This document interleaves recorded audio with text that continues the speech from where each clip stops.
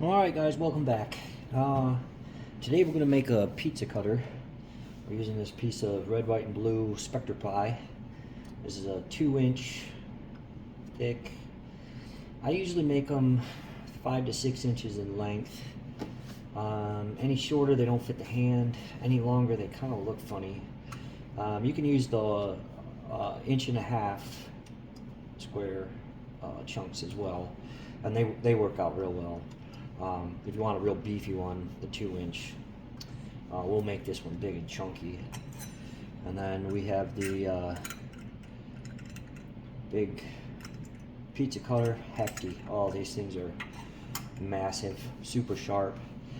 And we use these threaded inserts. It makes the process go a little bit easier.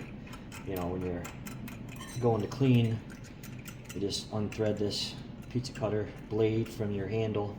You don't want to throw that in the dishwasher, but the stainless steel blade you can. These inserts, Ruth Niles design, we sell them right at Woodchucks. They take a 7/16 drill bit, drill that in there, they slide right in. You'll notice they have a closed end, so I always thread them right onto my blade. And that way when I insert it, I'll insert it so this part here sits flush on that end. Put some CA glue on there, let it cure for a little bit, unthread the blade, and then I can finish turning these. I'm going to set the blade aside. So we got it all set up in our 4-jaw chuck, live center here. Make sure that's the tailstock's good and tight. Get this tool rest right up against there. Spin it around a couple times to make sure it's not hitting. Use our rough out gouge. Get the speed up here. Just a real light cuts, knock off these corners.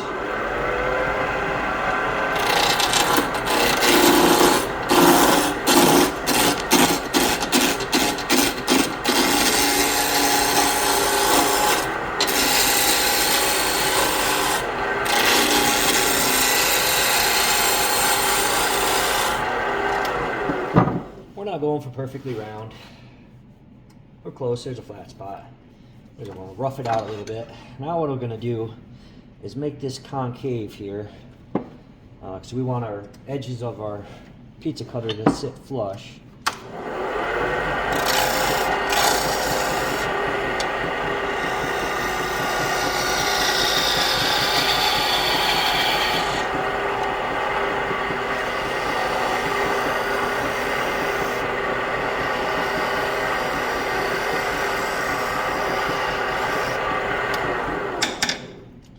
3/8 inch bowl gouge.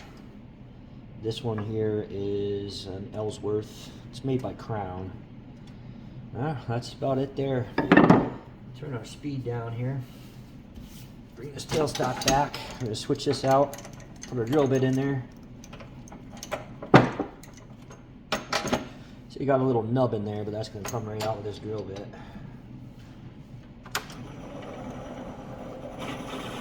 Rest my hand here on the quill. Let's keep the chatter down a little bit.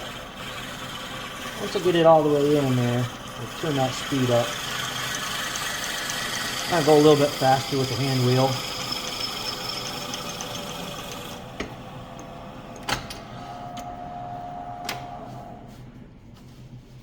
You can see this is pretty long, so we've got to get at least that, which we got. Get this out of the way. I'm just going to sand that up a little bit, get that nice and smooth.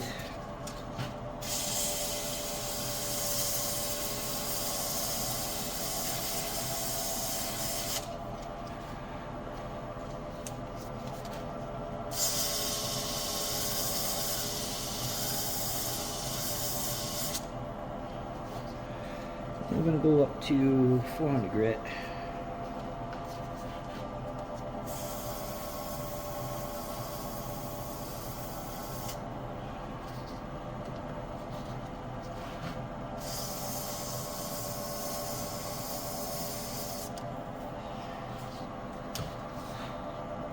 You guys seen me use this before. It's a little friction polish that I made. It's just shellac and boiled linseed oil. Just take a paper towel, fold it up, shake this up, get that mixed up real good. Put a few drops on this paper towel. Press it right on there.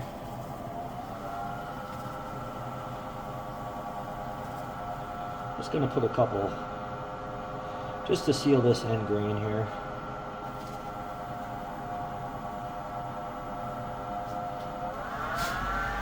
I like to turn the speed up, get that friction going, get it real hot. And that's all we need to do there. Just a little bit. Take this off now. There we go.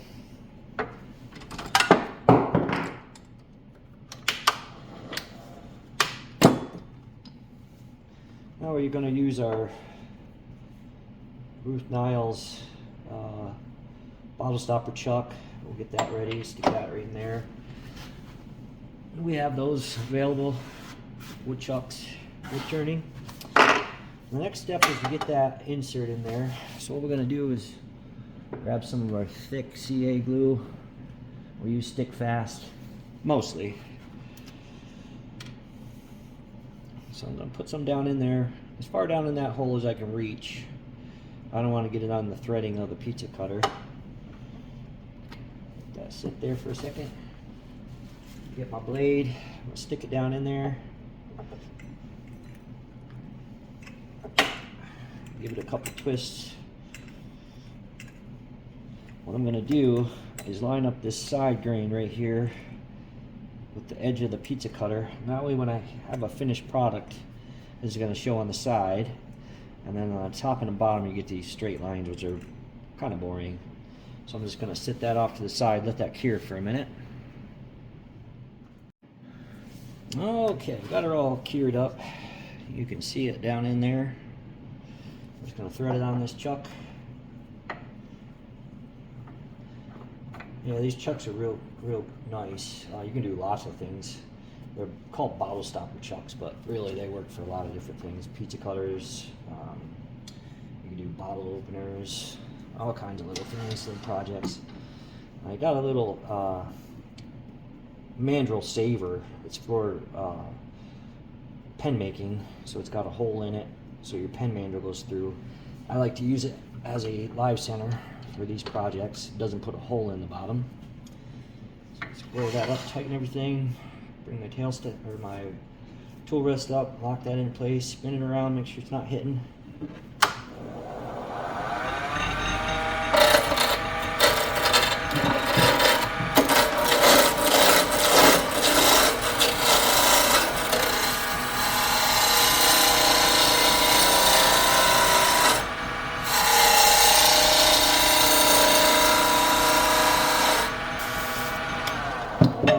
Around now. Bring my tailstock up a little bit. Oh, I just gotta add a shape to it. Anything works.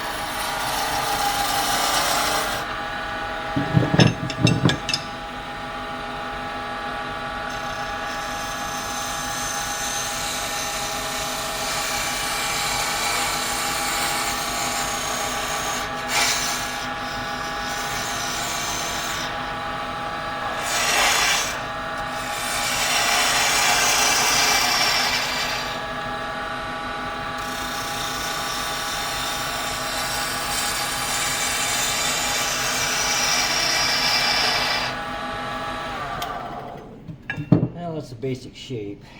Fits the hand real good.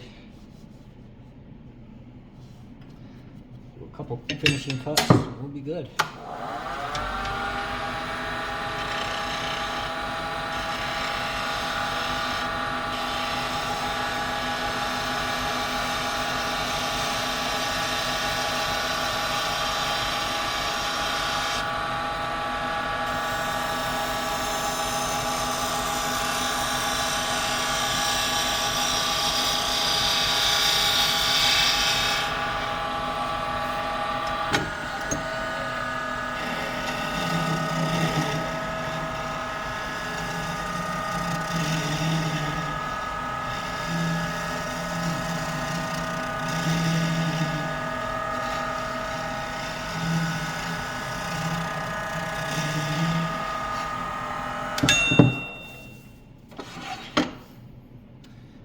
There we go.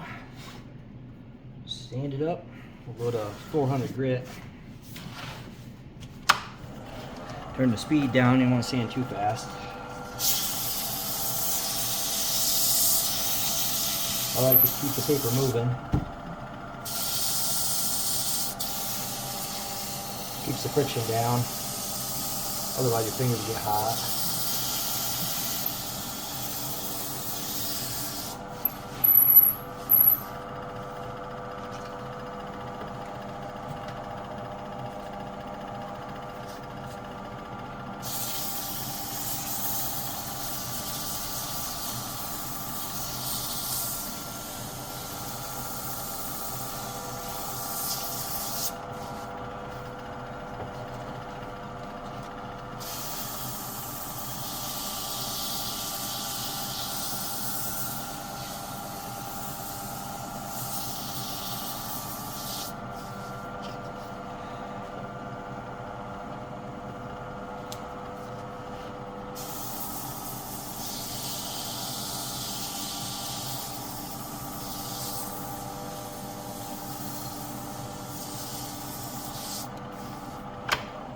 Well, that's what it looks like.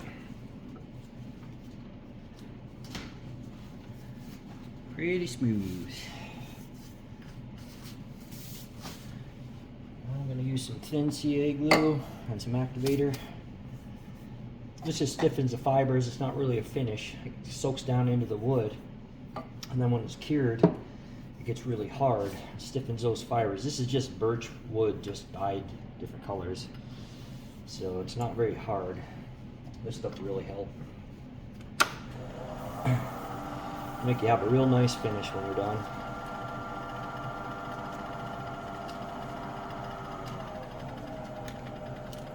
Take a little piece of paper towel, fold it up so it doesn't get on my fingers.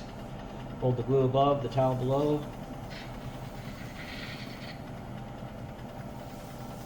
Doesn't take much. Quick dab there. Hit it with this activator. Cures it right up. I like to hold my hand against it. Get a little friction in there. Helps to cure that glue a little bit more. It's going to go back. It gets a little bumpy when that CA glue cures, so we're just going to go back, hit it with some sandpaper. This is 400. Again, if it's real bumpy, I'll go 400. If it's pretty smooth, I'll just hit it with 600 all the day. But this was a little bumpy.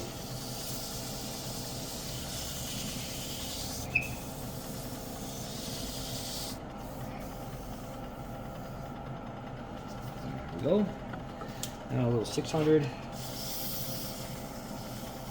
It's real light, not putting any pressure on it.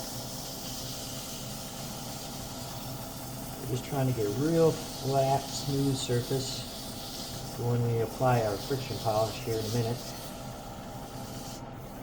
Doesn't take a whole lot. There we go. This is the same stuff we used at the end, on the end grain there. Just shellac and oiled linseed oil. A little bit on my rag, paper towel, touch more.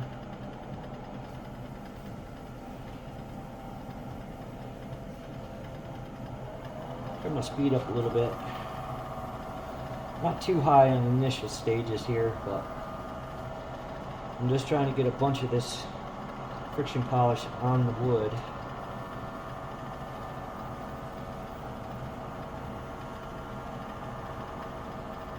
It kind of layers up as I keep moving my rag back and forth. It's a real thin layer, pound layer. I like to do 3 coats.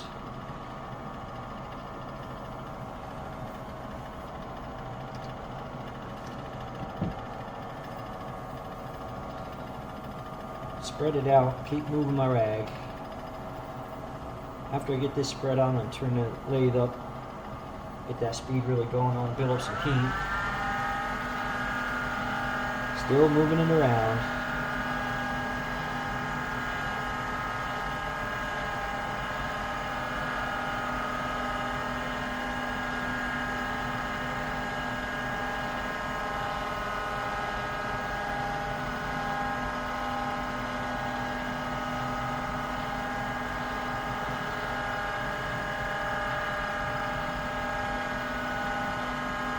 The slower I move it, the more heat I get in one spot, so it's curing quicker.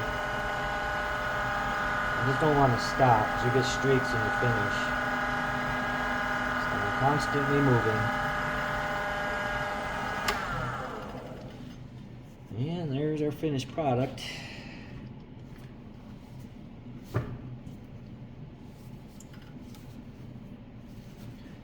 I'll just unscrew this.